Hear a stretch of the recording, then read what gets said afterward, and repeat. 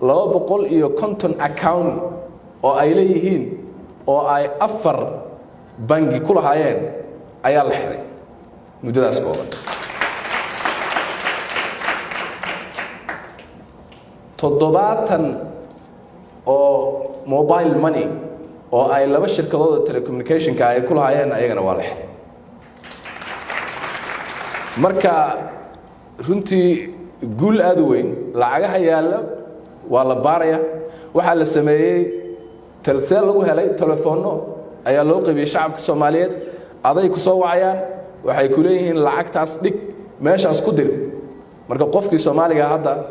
وحاول الدولة دي مركب العركين الشقين يسوى لا أمني قفك الدولة سوعيان رقمية للسيء وحوليه هاي سداسة ليري ماشي أصلا دقة يا كم قصة كشبه العقد هذا ولا وعلنا كشبه اللي هذا دم ملك سداسة لو حرات التلفون هذا والله حرات account-daas marka guul weyn runtii oo aad u weyn waaye lacagaha ku jirana waa la baari tii dadka la baadaya ay lahaayeen ee soo report gareeyna waa la siinayaa mid kalena meeshii ku jirtay ku jiraysaa ilaa amar dambe